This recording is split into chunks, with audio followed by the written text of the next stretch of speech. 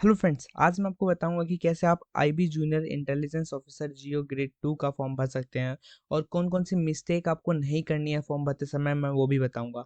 ठीक है, कितने पोस्ट निकली है, एलिजिबिलिटी क्राइटेरिया क्या है, लास्ट डेट वगैरह जो भी है वो सब आपको डिस्क्रिप्शन में मिल जाएगा और फॉर्म भरने का लिंक भी आपको डिस्क्रिप्शन में मिल जाएगा। तो चलते हैं, वीडियो को स्टार्ट करते हैं और देखते हैं कि कैसे आप इस फॉर्म को रजिस्टर कर सकते हो। तो रजिस्टर करने के लिए आपको रजिस्टर बटन पर क्लिक करना है।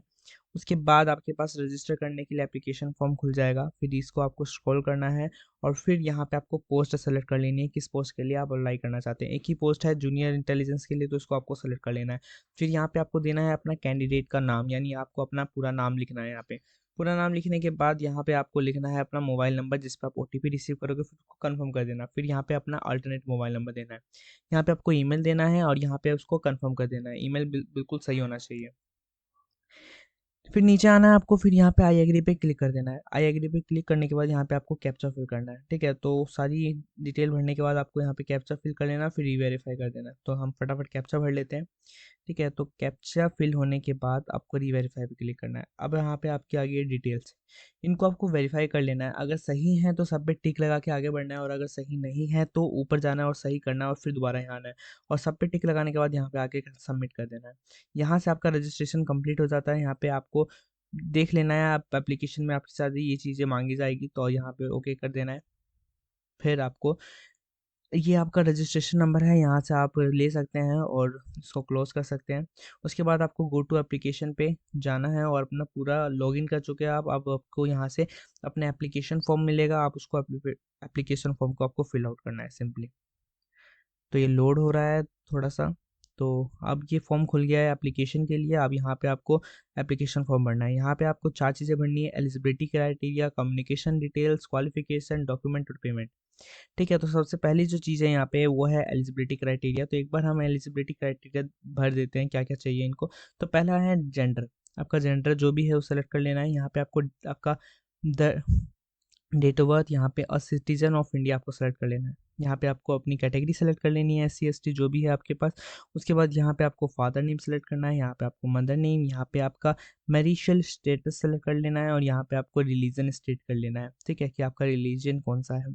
उसको सेलेक्ट करने के बाद आपको नीचे आना है और यहाँ पे आपको कुछ स्टेट है, सेंटर है जहाँ पे आपके पेपर होंगे, जिन स्टेट में आपको कम से कम 6 स्टेट चुनने होंगे।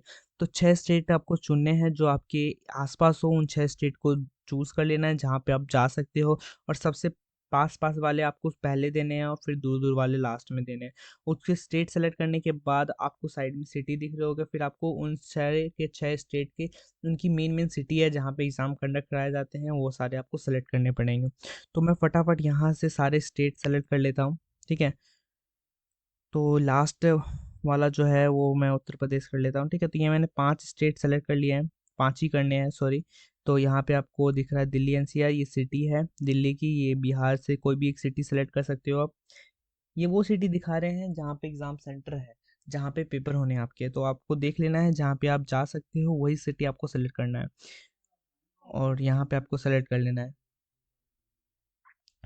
अब यहाँ से सारे सिलेक्ट हमने लगभग सेलेक्ट कर लिए हैं। सेलेक्ट करने के बाद अगर आप नीचे कोई भी कैटेगरी में बिलोंग करते हो तो आपको यस करना है, नहीं तो नो कर देना है सिंपली। ठीक है, तो मैं कोई सी भी कैटेगरी में नहीं आता हूँ, तो मैं अगर इनमें कोई सी में भी नहीं आता हूँ तो मैं सिंपली इन सब पे नो करूँगा और फिर आगे बढ़ूँगा। मैं इसमें भी लाई नहीं करता तो मैं इसको भी नो करूँगा सिंपली, और फिर सेव एंड नेक्स्ट पे क्लिक करके आगे बढ़ूँगा। अब मैं ये पोर्टल खुल गया है। ठीक है, तो अब आपको भरना है कम्युनिकेशन डिटेल्स। तो कम्युनिकेशन डिटेल्स में आपके पास दो चीज़ें हैं, एक कॉरेस्पॉन्डेंट एड्रेस, एक परमानेंट एड्रेस। कॉरेस्पॉन्डेंस एड्रेस वो जहाँ पे आप अभी रह रहे हो, और परमानेंट एड्रेस एड्रेस वो जहाँ पे आप हमेशा रहोगे। ठीक है, तो कॉरेस्पॉन्डेंस एड्रेस बिल्कुल आपको सही डालना है जहाँ पे आप रह रहे हो, और अगर दोनों सेम है तो दोनों को सेम कर देना है। ठीक है, तो 2 लाइनें दी गई है एड्रेस के लिए, आपको अच्छे से फिल आउट कर लेना है। इन दोनों लाइनों में आपको पूरा पूरा एड्रेस लिख देना है। फिर यहाँ पे कंट्री सेलेक्ट कर लेना है, यहाँ पे आपको स्टेट सेलेक्ट कर लेना है, किस स्टेट में आप रहते हो। ठीक है, यहाँ पे आपको डिस्ट्रिक्ट सेलेक्ट कर लेना है। ठीक है, जिस डिस्ट्रिक्ट में हो, और यहाँ पे आपको उस डिस्ट्रिक्ट का पिन कोड सेलेक्ट कर लेना है। फिर उसके बाद अगर आपका परमानेंट एड्रेस और कोरोस्पोंडेंस एड्रेस सेम है तो आपको येस क्लिक करना है और सिंपली सेम एंड नेक्स्ट, और अगर डिफरेंट है तो नो करके आप दोबारा फिल आउट कर सकते हैं। सेव एंड नेक्स्ट करने के बाद आपका जो थर्ड है वो है आपका क्वालिफिकेशन। यहाँ पे आपको 10th 12th और ग्रेजुएशन की डिटेल्स देनी होगी। डिप्लोमा वाले डिप्लोमा की डिटेल्स देंगे, ग्रेजुएशन वाले ग्रेजुएशन की डिटेल देंगे। तो यहाँ पे आपको बोर्ड सेलेक्ट कर लेना है, यहाँ पे आपको ईयर ऑफ पासिंग, ठीक है, यहाँ पे आपको ईयर ऑफ पासिंग सेलेक्ट कर लेना है, यहाँ पे आपको सेलेक्ट करना है अपना स्कूल का नाम, यहाँ पे आपको सब्जेक्ट सेलेक्ट कर लेना है जो भी 5 सब्जेक्ट थे आपके पास, यहाँ पे क्वालिफाइड सेलेक्ट कर लेना है, ठीक है, पास सेलेक्ट कर लेना है यहाँ से आपको, और यहाँ से आपको सेलेक्ट करना है परसेंटेज, और सीजीपीए भी ये सेलेक्ट कर सकते हो आप, ठीक है। तो यहाँ पे आपको परसेंटेज लिखनी है जितने परसेंटेज आई हो, और ऐसा ही सेम 12th के साथ करना है। तो 12th बोर्ड में भी आपको बोर्ड सेलेक्ट कर लेना है, कौन सा बोर्ड था, ईयर ऑफ पासिंग कौन सा था, सब्जेक्ट आपको चूज़ कर लेना है, साइंस था, कॉमर्स था, आर्ट्स था, और उसके बाद यहाँ पे ईयर चूज़ कर लेना, फिर स्कूल का नाम चूज़ कर लेना, और यहाँ पे पास सेलेक्ट कर लेना क्वालिफाइड में, और यहाँ पे दोबारा परसेंटेज और सीजीपी दो भी चूज़ करना चाहो आप चूज़ कर सकते हो। परसेंटेज आपको पूरा लिखना पड़ेगा, सीजीपी भी पूरी लिखनी पड़ेगी पॉइंट में भी। और यहाँ पे आपको इसेंशियल क्वालिफिकेशन, अगर आपने डिप्लोमा कर रखा है तो डिप्लोमा, और अगर ग्रेजुएशन कर रखा है तो ग्रेजुएशन, यहाँ पे आपको सेलेक्ट कर लेना है आपने किया क्या है, डिप्लोमा कर रखा है कि डिग्री कर रखी है, या फिर बैचलर है, या फिर हायर क्वालिफिकेशन है उस फील्ड में, तो जो भी है आपको सेलेक्ट कर लेना है, ठीक है। मैं सेलेक्ट कर लेता हूँ इनमें से एक, ठीक है, मैं बैचलर डिग्री इन साइंस को सेलेक्ट कर लेता हूँ, ठीक है। तो यहाँ मैंने सेलेक्ट कर लिया। अब मैं स्पेशलाइजेशन सेलेक्ट कर लूँगा कि स्पेशलाइजेशन क्या थी साइंस में, तो मैं यहाँ पे फिजिक्स को सेलेक्ट कर ले रहा हूँ, ठीक है। तो फिजिक्स को सेलेक्ट करने के बाद यहाँ पे कॉलेज का नाम आपको भरना है, यहाँ पे सिटी बतानी है कौन से कॉलेज में आपकी सिटी है, सॉरी कौन से सिटी में आपका कॉलेज है, ठीक है। तो यहाँ पे आपको अपना कॉलेज का पूरा नाम लिखना है। आप एक बार दोबारा सुन लिया, आपको पूरा कॉलेज का नाम लिखना है अच्छे से, और यहाँ पे बताना है कि कौन से सिटी में आपका कॉलेज है, और यहाँ बताना है कौन से स्टेट में आपका कॉलेज है।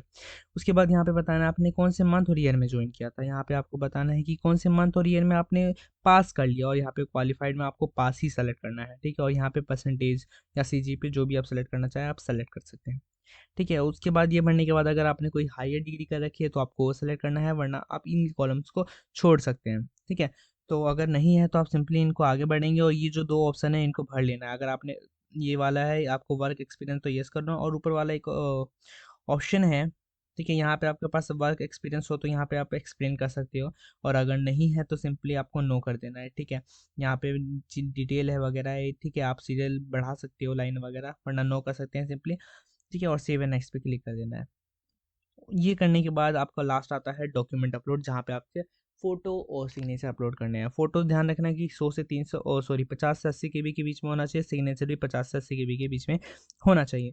और ये सेलेक्ट करने के बाद आपको नीचे स्क्रॉल डाउन करना है, पेमेंट ऑप्शन पे क्लिक कर देना है, ठीक है। और अगर आप फोटो वगैरह को मतलब कन्वर्ट नहीं कर पा रहे हो तो मैं लिंक डाल दूंगा, जिससे आप फोटो को जेपीजी को कम कर सकते हो, कंप्रेस कर सकते हो, ठीक है।